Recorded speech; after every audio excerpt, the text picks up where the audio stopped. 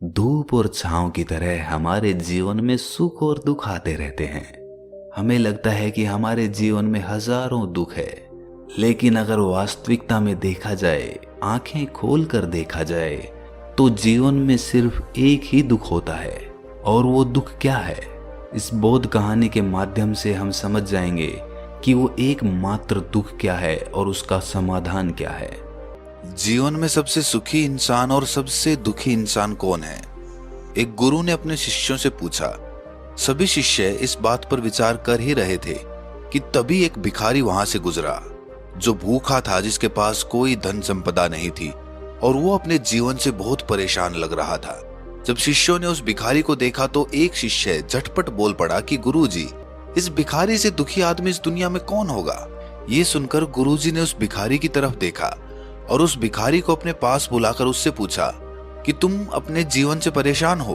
अगर तुम अपने जीवन से परेशान हो तो तुम अपना जीवन मुझे दे सकते हो और उसके बदले में तुम्हें तुम्हारी मनचाही चीज दे सकता हूँ। क्या तुम वास्तव में अपने जीवन से परेशान हो तो तुम मुझे अपना जीवन दे सकते हो? इस पर वो भिखारी बोला कि गुरुजी, मैं भूखा जरूर हूँ, पर अपने जीवन से इतना परेशान नहीं हूँ कि अपना जीवन किसी को दे दूं। जीवन तो मुझे जीने के लिए मिला है, चाहे मैं भूखा ही क्यों ना हूँ, लेकिन मैं जी तो सकता हूँ। जिंदा रहने के लिए भोजन चाहिए और इसीलिए मैं भोजन की तलाश कर रहा हूँ और इसीलिए मैं अपने जीवन को बचाना चाहता हूँ उस भोजन से। अगर मुझे जीवन की इच्छा ही नहीं होती तो मैं भोजन की तलाश ही क्यों करता? मैं अपने प्राण यूं ही त्याग देता। ये सुनकर गुरुजी ने अपना भोजन उस भिखारी को दे दिया और इसके बाद वो भिखारी अपने रास्ते पर आगे बढ़ गया। इसके बाद गुरुजी ने शिष्यों से पूछा कि क्या तुम्हें ये दुनिया का सबसे दुखी इंसान लगा? शिष्य बोला कि गुरुजी, ये दुखी तो था, पर ये इतना दुखी नहीं था कि अपने जीवन का त्याग कर सके। तो ये अपने जीवन में सबसे ज्यादा दुखी तो नहीं कहा जा सकता।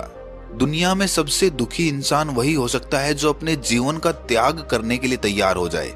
उससे ज्यादा दुखी इंसान दूसरा कोई नहीं हो सकता, क्योंकि जीवन का त्याग करना, खुद आत्महत्या करना ही जीवन का सबसे बड़ा दुख होता है। गुरुजी ने फिर से शिष्य को टोका। उसने कहा कि जीवन का त्याग करना जीवन का सबसे बड़ा दुख कैसे हो सकता है?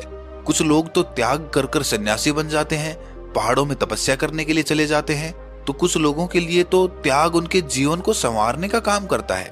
उनको जीवन में सत्य की अनुभूति हो जाती है, सत्य का ज्ञान हो जाता है।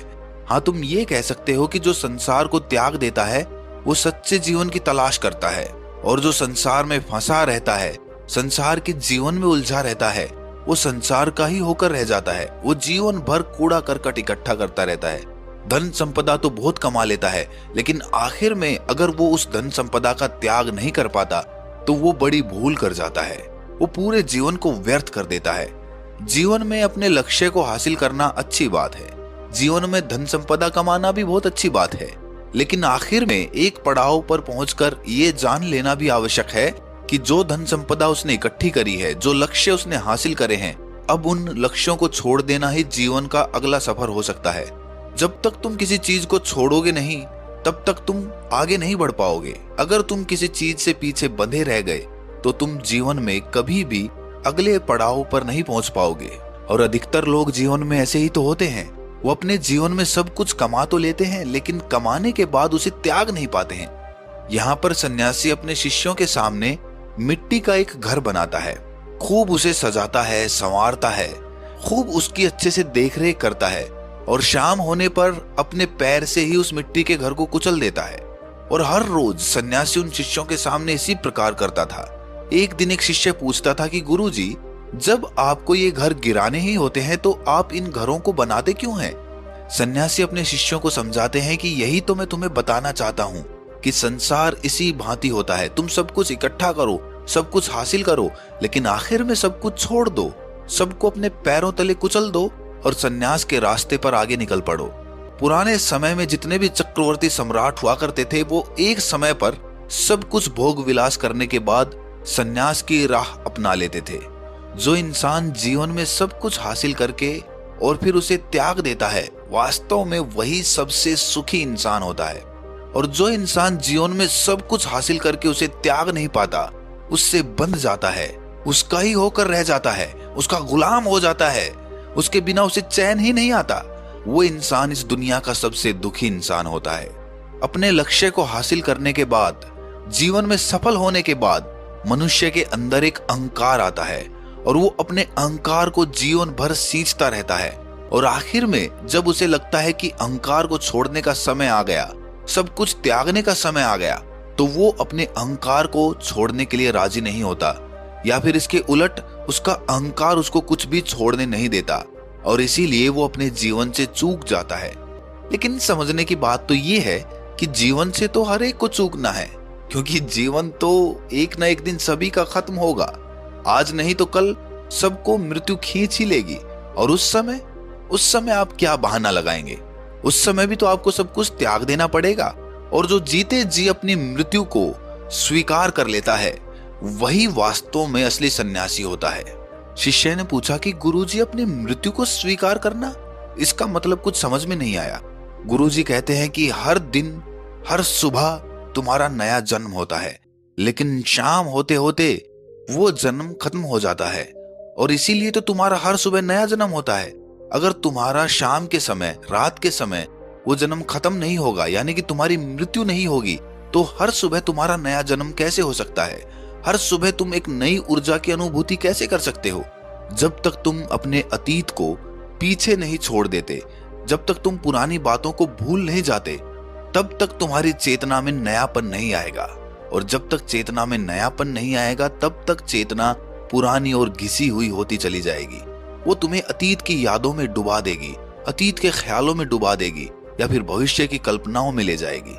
लेकिन समझने की बात यह है कि जिन लोगों की नींद मृत्यु के समान शांत होती है, उन लोगों का हर सुबह एक नया जन्म होता है। हर दिन जो मरने की कला सीख लेता है, वो अपने जीवन के हर पल का आनंद ले पाता है, क्योंकि हर पल अपने आप में जन्म लेता है और हर पल अपने आप में उसी वक्त खत्म हो जाता है। जो इस रहस्य को जान लेता है, उस समय से पार खड़ा हो जाता है। उसके लिए समय की सीमाएं नहीं रहती, समय उसके लिए बाधा नहीं बनता, उसके लिए समय रुक जाता है, उसके लिए हर पल आनंदित हो जाता है। अपने लक्ष्य में सफलता हासिल करने के बाद आपको कुछ देर के लिए आनंद की अनुभूति हो सकती है, लेकिन वो आनंद ज्यादा देर तक नहीं टिकता है। कुछ समय बाद वो आनंद भी विलीन हो जाता है, क्योंकि आप अपने जीवन में नए लक्ष्य स्थापित कर लेते हैं। जैसे कि जरा सोचकर देखो, जो लक्ष्य तुम्हारे बचपन में हुआ करते थे, क्या आज भी वही लक्ष्य है? जो तुम बचपन में बनना चाहते थे, क्या आज भी वही बनना चाहते हो? और जो तुम बचपन में बनना चाहते थे, अगर आज वो बन भी गए हो, तो क्या तुम उससे संतुष्ट हो? ऐसा हो ही नहीं सकता। बचपन के लक्ष्य अपनी बचपन की कक्षा में तुमने पूरे कर लिए थे। मान लो कक्षा में प्रथम आना तुम्हारा लक्ष्य था, वो लक्ष्य तुमने प्राप्त कर लिया, लेकिन जब तुम अगली कक्षा में पहुंचे तो तुम्हारा लक्ष्य अपने आप बदल गया। अब तुम अगली कक्षा में प्रथम आना चाहते हो, और इस प्रकार जीवन की दौड़ में हर समय लक्ष्य बदलते रहते हैं और आदमी नए लक्ष्य चुनता रहता है। और जैसे जैसे वो अपने लक्ष्य को पार करता जाता है, प्राप्त करता जाता है, तो वैसे वैसे ज्यादातर मनुष्यों का अहंकार बढ़ता जाता है। अब समझने की बात यह है कि हर एक इंसान का अहंकार नहीं बढ़ता है। कुछ लोग अपने लक्ष्यों को पार करते करते जीवन के उस पड़ाव पर पहुंच जाते हैं जहां पर उन्हें ये एहसास होता है कि ये लक्ष्य को पाना, प्राप्त करना, ये सिर्फ एक मिथ्या है, ये सिर्फ एक भ्रम है। क्योंकि वो समझ जाता है, तुम कितने ही लक्ष्य बना लो, हर बार नए लक्ष्य स्थापित हो जाते हैं, तो तुम कितने भी लक्ष्य बनाओगे, कभी भी इससे तुम पार नहीं पा सकोगे। और इसी समझ के बाद वो अपने अहंकार को, अपने मैं को गिराना शुरू कर देता है और जीवन को यूं ही जीने लगता है। और जीवन को यूं ही जीना तो जीवन है। जीवन को मायने देना, जीवन में लक्ष्य स्थापित करके रखना, वो जीवन की तौहीन है। पूरा खुला आसमान हमें उड़ने के लिए मिला है, लेकिन हम आसमान का एक टुकड़ा अपने लिए चुन लेते हैं और उसी टुकड़े में हमेशा उड़ने के लिए प्रयास करते रहते हैं। लेकिन जिन लोगों की आंखें पूरे खुले नीले आसमान को देख लेती है, वो समझ जाते हैं कि उनके पास पंख हैं, और वो पंख सिर्फ एक टुकड़े पर उड़ने के लिए नहीं मिले, वो पूरे आसमान में उड़ने के लिए मिले हैं। और इसीलिए वो अपने पंखों को खोल देते हैं और पूरे आसमान की उड़ान भरते हैं। मेरे बेटे, अपने जीवन के असली सुख और असली दुख को पहचानो। ये लक्ष्य को पाना या लक्ष्य प्राप्त नहीं हुआ तो उसके लिए रोना, ये कोई वास्तविकता के सुख और दुख नहीं है, ये तिलिस्म है, यही संसार है। और इससे जो पार हो जाता है वही असल सत्य को जान पाता है। असल सत्य की प्राप्ति इतनी आसानी से नहीं होती है, क्योंकि संसार एक माया है और माया बहुत गहरी है। माया का अंधकार इतना गहरा है कि प्रकाश का उजाला दूर दूर तक दिखाई नहीं देता। और इसीलिए इंसान जीवन पर्यंत उसी अंधकार में भटकता रहता है और आखिर में उसे महसूस होता है कि पूरा जीवन यूं ही भ्रांतियों में बीत गया और अब करूं भी तो क्या करूं, मृत्यु इतनी करीब आ पहुंची है, अब करने को कुछ बाकी भी नहीं रहा, क्या कर सकते हैं केवल पश्चाताप के सिवा। और वो सिर्फ अपने पश्चाताप के साथ ही अपने प्राण त्याग देता है और इसी प्रकार आधा अधूरा अपने जीवन को छोड़कर चला जाता है। जीवन का सबसे बड़ा दुख यही है कि तुमने जीवन को उसकी पूरी संभावनाओं के साथ नहीं जिया। जीवन की अनंत संभावनाएं हैं, लेकिन क्या तुमने उसकी अनंत संभावनाओं को कभी पहचाना? तुम तो हमेशा अपने पैर फैलाने से डरते रहे। तुमने तो हमेशा अपनी चादर के अनुसार अपने पैर फैलाए। हमेशा ये डर लगा रहा कि चादर के बाहर पैर चला गया तो कहीं ठंड ना लग जाए, तो कहीं कोई विपत्ति ना आ पड़े, और इसीलिए तुम जीवन को कभी समझ ही नहीं पाते। जीवन तो यूं भी और यूं भी आखिर में खत्म हो ही जाना है। दिया तो आखिर में बुझ ही जाना है, तो क्यों ना पूरा ज्वलंत होकर एक बार जला जाए ताकि वो पूरे आसमान को रोशन कर दे। और क्या पता जब वो ज्वलंत होकर जले तो आसपास भी वो आग लगा दे और सारी प्रकृति अपने आप ज्वलंत हो उठे, लेकिन वो उस प्रकार ज्वलंत होने का कभी प्रयास ही नहीं करता और इसीलिए जीवन भर हमेशा पश्चाताप में डूबा रहता है या फिर भविष्य की कल्पनाओं में हमेशा अपना जीवन बिताता रहता है। जीवन के लिए ये एक सीख थी, लेकिन जीवन की जो दूसरी सीख है वो इससे भी गहरी है। उसे हम इस कहानी के माध्यम से समझने की कोशिश करते हैं। तो अपने दुख का निवारण करने के लिए इस कहानी को आखिर तक जरूर सुने। इससे पहले कि आप इस कहानी में खो जाएं, इस चैनल को सब्सक्राइब जरूर कर लें। तो चलिए कहानी शुरू करते हैं। एक गांव में सबल नाम का एक आदमी रहता था। वो अपने जीवन से बहुत निराश था। उसकी निराशा का कारण ये था कि वो अभी तक कुछ भी नहीं करता था। उसके घर वाले उसे दूसरों का उदाहरण देकर ताने मारते थे और कहते थे कि वो सब तो कामयाब हो गए और तू यहीं का यहीं रह गया। जब भी वो कहीं बाहर जाता तो लोग उससे पूछते कि तुम क्या कर रहे हो भाई, और उसे ये कहने में बहुत शर्म महसूस होती कि वो अभी कुछ नहीं कर रहा, कुछ करने की कोशिश कर रहा है। धीरे धीरे उसने लोगों से मुंह छिपाना शुरू कर दिया। उसका दुख इतना बड़ा था कि उसको लगता था कि वो धरती पर एक बोझ है और उसके बस में कुछ भी करना नहीं है, वो कुछ कर ही नहीं सकता। तो वो जी कर क्या करेगा, उसे मर जाना चाहिए। वो अकेले में बैठकर रोता और भगवान को दोष देता। एक दिन उसने नगर में एक गुरु को देखा जो दुख के ऊपर अपना प्रवचन दे रहे थे। गुरु कह रहे थे कि दुख एक गुरु की तरह होता है जो आपको जीवन के बारे में समझाता है और आपको सही से जीने का तरीका बताता है। आप चाहें तो दुख रूपी गुरु से अपना जीवन सीख सकते हैं या दुख में डूबकर बैठे बैठे रो सकते हैं। सबल भी ये बातें सुन रहा था। जब उपदेश खत्म हुआ तो उसने गुरु से कहा, दुख कुछ सिखाकर नहीं जाता बल्कि पीड़ा देकर जाता है। दुख की पीड़ा अनंत होती है। ऐसा लगता है कि इसके बाद कुछ नहीं मिलने वाला, कुछ नहीं होने वाला। मृत्यु भी उसके सामने कम लगती है। गुरु ने पूछा कि क्या दुख है तुम्हें? सबल ने अपनी सारी परेशानी गुरु को बता दी और कहा कि मेरे दुख का आपके पास कोई समाधान नहीं है। गुरु ने मुस्कुराकर कहा कि जब तुम्हारे जीवन में असली दुख आए तभी मेरे पास आना, मैं उसका समाधान अवश्य करूंगा। ये कहकर गुरु वहां से चले गए। सबल ने सोचा कि क्या मेरा दुख असली नहीं है? क्या ये दुख जो मैं झेल रहा हूं दुख नहीं है? कोई भी मेरे दिल का दर्द नहीं समझता। अरे घर वाले नहीं समझते तो गुरु क्या समझेंगे? अपने दुखों से परेशान होकर सबल ने एक निर्णय लिया कि वो कुछ करके दिखाएगा। उसने एक छोटा सा व्यापार शुरू किया। उसे उसके व्यापार में सफलता नहीं मिल रही थी, पर उसके घर वाले बहुत खुश थे कि वो कुछ तो प्रयास कर रहा है। धीरे धीरे उसे सफलता मिलने लगी और फिर उसने रफ्तार पकड़ ली। वो 2 सालों के भीतर ही एक बड़ा व्यापारी बन गया। अब उसके आसपास काफी लोग थे जो उसे पसंद करते थे, जो उसकी चिंता करते थे, जो उसके कार्यों की सराहना करते थे, प्रशंसा करते थे। उसके माता पिता भी अपने बेटे की प्रशंसा करते करते नहीं थकते थे। उसके मित्रों की संख्या दिन ब दिन बढ़ती जा रही थी और वो बहुत खुश था। फिर उसके कुछ दोस्तों ने उसको सलाह दी कि उसे अपना व्यापार अब और बड़ा करना चाहिए। जब वो बड़ा व्यापारी बनकर इतना खुश है तो सोचो, अगर तुम इस नगर के, इस राज्य के सबसे बड़े व्यापारी हो जाओगे तो कितना सुख होगा तुम्हारे पास, कितने लोग तुमसे जुड़ेंगे, कितना यश तुम्हारा फैलेगा। स्वयं राजा भी तुम्हारी तारीफ करेंगे और जरूरत पड़ने पर तुमसे ही धन उधार लेंगे। ये बात सबल के मन में बैठ गई और अब वो और ज्यादा मेहनत करने लगा। लेकिन ये सब कुछ उसे बहुत जल्दी चाहिए था। ज्यादा समय इसमें वो बर्बाद नहीं करना चाहता था, इसीलिए उसने कुछ ऐसे काम किए जो उचित नहीं थे। उसने बहुत बड़ी मात्रा में धन उधार ले लिया और वो यहीं पर नहीं रुका। ज्यादा मुनाफा कमाने के चक्कर में उसने अपनी माल की गुणवत्ता खराब कर दी। उसके मित्र उसे जैसा कहते थे वो वैसा ही करता रहा। दूसरे व्यापारियों के खिलाफ षड्यंत्र भी रचने उसने शुरू कर दिए। अब उसके जीवन का सुकून कहीं चला गया था। उसे अब रातों में नींद नहीं आती थी। वो हमेशा कुछ उधेड़-बुन में लगा रहता था। सुख साधन की सारी वस्तुएं होने के बाद भी उसे किसी चीज में सुख नहीं मिल रहा था। एक दिन सबल अपने रथ में बैठकर एक मार्ग से जा रहा था।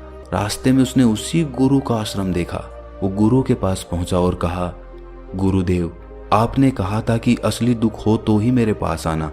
मेरे जीवन में बहुत दुख है, मैं रात को सो भी नहीं पाता हूँ। सबल गुरु को अपनी सारी बात बताता है। गुरु ने कहा कि जब तुम पहली बार मिले थे तब भी तुम किसी दुख में थे। उस दुख से तुमने क्या सीखा? सबल ने कहा, मैंने सीखा कि केवल सोचने मात्र से कुछ नहीं होता। अपनी सोच को साकार करने के लिए कर्म करना पड़ता है और केवल कर्म करने से कुछ नहीं होता। कर्म को अंतिम पड़ाव तक ले जाना आवश्यक होता है। चाहे रास्ते में कितनी भी बाधाएं आए, कितनी भी निराशा आए, चाहे ऐसा क्यों ना लगे कि अब कुछ नहीं होगा, तब भी ये मानकर कि जो कार्य मैं कर रहा हूं मैं इसमें सफल होकर ही रहूंगा, कर्म करना चाहिए। लोग केवल सफल आदमी को ही महत्व देते हैं, बाकी चाहे कोई कितना भी अच्छा क्यों ना हो, इस दुनिया के लिए वो बोझ ही कहलाता है। गुरु मुस्कुराए और कहा, जब तुम्हारे जीवन में असली दुख आए तब मेरे पास आना, मैं उसका समाधान अवश्य करूंगा। सबल फिर से आश्चर्यचकित हो गया कि ये दुख क्या असली दुख नहीं है? असली दुख और होता क्या है? लेकिन उसने कुछ नहीं बोला। सबल ने गुरु को एक घड़ा भेंट किया जो सोने के सिक्कों से भरा था। घड़े को देखकर गुरु ने कहा कि इस घड़े को वहां उस पेड़ के नीचे गड्ढा खोद कर दबा दो, ये मेरे किसी काम का नहीं है। सबल ने ऐसा ही किया और वो वहां से चला गया। धीरे धीरे सबल को व्यापार में घाटा होने लगा। उसकी धन संपदा धीरे धीरे घटने लगी और एक ऐसा समय आया जब उसके ऊपर बहुत कर्जा हो गया था। लेकिन वो निश्चिंत था क्योंकि कर्जा उसके मित्रों द्वारा ही उसे दिया गया था। वो सोचता था कि उसके मित्र उसके बुरे समय में उसका साथ देंगे, पर ऐसा कुछ नहीं हुआ। सबसे पहले उसके मित्रों ने ही अपना उधार धन उससे मांगना शुरू कर दिया। ना देने पर जान से मारने की धमकी तक दी। उसके शुभ चिंतक, उसके चाहने वाले सब उससे दूर होते चले गए। उसके पिता उसकी गलतियों को उसे गिनवाने लगा। उसकी सारी संपत्ति नीलाम हो गई। उसके पास कुछ नहीं बचा। वो सड़क पर आ गया। उसने अपने पिता से सहायता मांगी। पिता ने कहा कि मेरे पास तो ये थोड़ी सी संपत्ति है, अगर मैं तुम्हें ये दे दूं तो मैं तुम्हारी माँ को कहाँ रखूंगा? हमारा सहारा यही संपत्ति है बेटा। उसके जीवन में बहुत गहरा दुख था। उसके आसपास कोई भी ऐसा नहीं था जो उसे संभाल सके। इस धोखे की वजह से वो टूट गया था। लगता था कि जीने का कोई मतलब नहीं है, मृत्यु ही एकमात्र सहारा है। वो मरने के लिए एक नदी की तरफ जा ही रहा था, तभी रास्ते में उसे याद आया कि गुरु ने कहा था कि जब उसके जीवन में असली दुख आए तो वो उनके पास आए और वो उसके दुख का समाधान कर देंगे। सबल गुरु के पास गया और उसने गुरु को सारी बात बताई और कहा कि मेरे दुख का समाधान कीजिए गुरुदेव। गुरु ने कहा कि जब तुम्हारे जीवन में असली दुख आए तभी मेरे पास आना, मैं उसका समाधान अवश्य कर दूंगा। सबल ने कहा कि असली दुख क्या होता है ये असली दुख गुरुदेव? क्या अब मेरे जीवन में जो घट रहा है वो दुख नहीं है? गुरु ने कहा कि पहले ये बताओ कि तुमने अपने इस दुख से क्या सीखा है।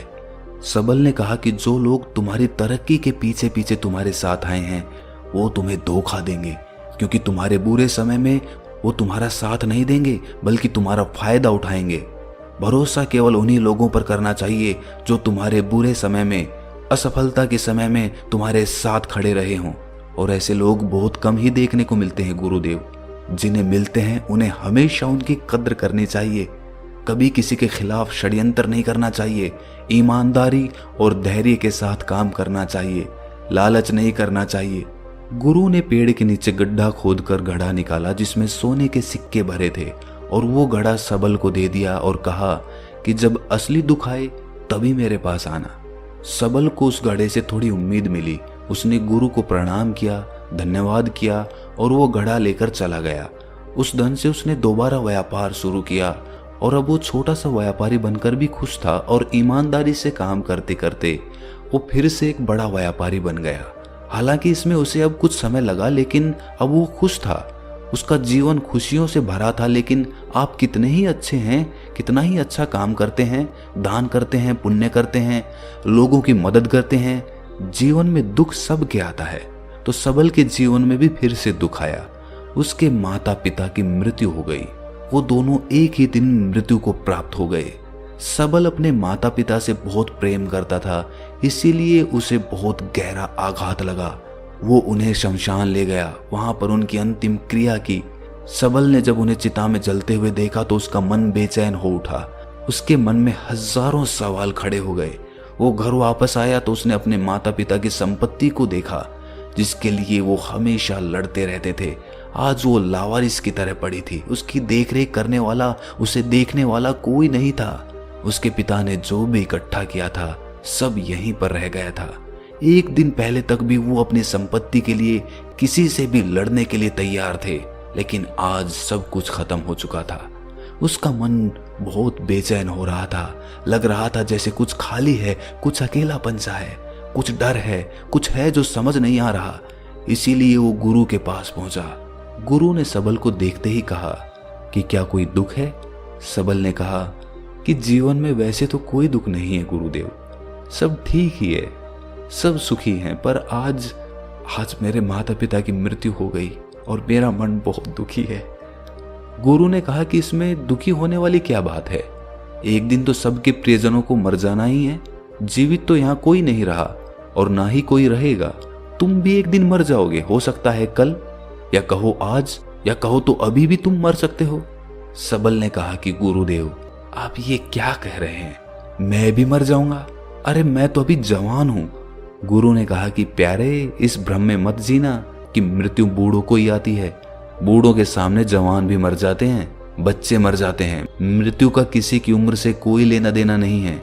गुरु के मुख से ये बातें सुनकर सबल वहां से चुपचाप चला गया, पर उसका मन जैसे बेचैन हो गया था। वो कुछ खालीपन सा महसूस कर रहा था। दिन रात वो अपने बारे में ही सोचता रहता कि वो क्या कर रहा है, वो क्या है, क्यों है, कैसे है, हम क्या हैं, हम क्या करने आए हैं यहाँ पर? क्या बस चीजों का उपभोग करना और मर जाना ही जीवन का असली मतलब होता है?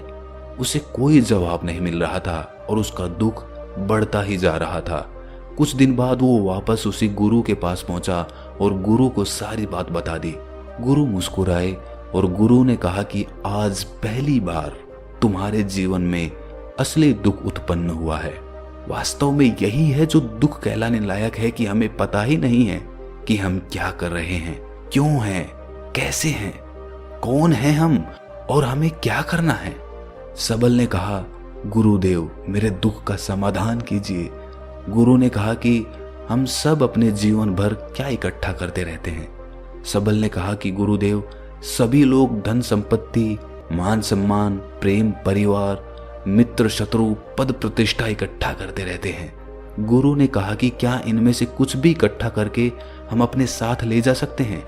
सबल ने कहा कि नहीं गुरुदेव, इनमें से तो कुछ भी साथ नहीं ले जाते।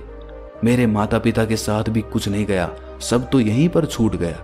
गुरु ने कहा ध्यान से समझना, इस दुनिया में हम जिसे इकट्ठा करते हैं उसे हम कभी इकट्ठा करते ही नहीं। सभी चीजों को देखते हैं लेकिन उसे देखते ही नहीं। जिसे हमें इकट्ठा करना है वो है हम खुद। हमें इस दुनिया में अपने आप को इकट्ठा करना है ताकि जब हमारी मृत्यु हो तब हम एक हो सकें और अपने आप को पहचान सकें।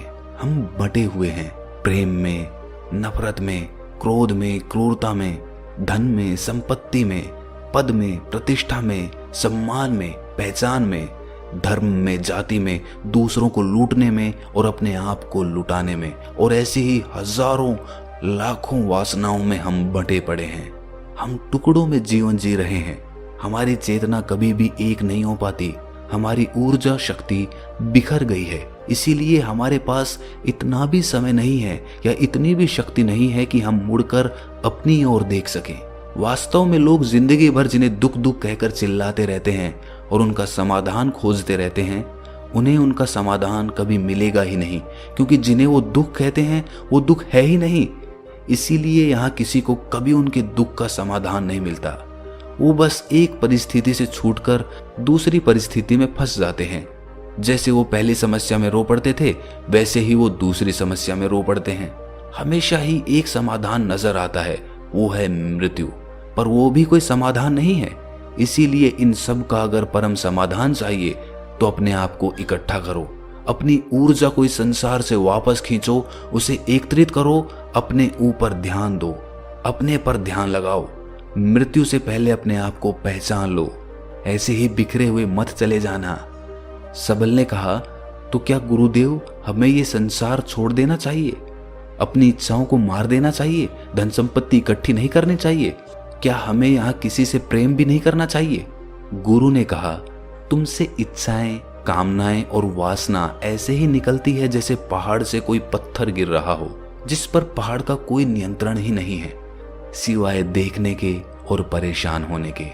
जब तुम एकत्रित हो जाते हो तब जो भी तुम करते हो वो सब नियंत्रण में रहता है, तब इच्छाएं भी तुम्हारी इच्छा से निकलती है। सबल ने कहा, गुरुदेव आपने मेरे सच्चे दुख का निवारण कर दिया है, आपका बहुत आभारी हूं। अब मैं अपने आप को एकत्रित करूंगा गुरुदेव। मानव शरीर में बहुत ऊर्जा है, बहुत शक्ति है, पर वो बेकार की चीजों में बट कर रह गई है, व्यर्थ की चीजों में लगी रहती है। दोस्तों, अक्सर हम ऊपर वाले से सवाल करते हैं कि हमारे जीवन में इतने दुख क्यों हैं। हम सभी के मन में ये सवाल उठता है और इसका जवाब है कि वो परमात्मा हमें उस परम दुख तक ले जाना चाहता है, उस सबसे बड़े दुख तक ले जाना चाहता है, जहां पर हमें पता चल सके कि इंसानी आत्मा का असली दुख क्या है। और वो दुख है अपने आप को ना पहचान पाना, अपनी शक्तियों को ना पहचान पाना, अपने आप को इकट्ठा ना कर पाना, अपने आप पे नियंत्रण ना कर पाना। हमारे जीवन में यही दुख होता है, लेकिन इस दुख को ना देखकर हम सभी प्रकार के दुख देखते हैं, लेकिन इस दुख पर हमारा कभी ध्यान ही नहीं जाता। और वास्तव में होना ये चाहिए कि जब हमारे जीवन में दुख आते हैं तो हमारी सोच वहां पर जानी चाहिए कि मैं क्यों हूं, मैं क्या हूं। और जब ये एकमात्र दुख आपके जीवन में आपको नजर आता है, तब आप ध्यान की तरफ बढ़ते हैं, तब आप अपने आप को खोजने की तरफ चलते हैं। तो दोस्तों, कैसी लगी आपको ये कहानी कमेंट सेक्शन में जरूर बताना, और अच्छी लगी तो इस चैनल को सब्सक्राइब करना ना भूलें।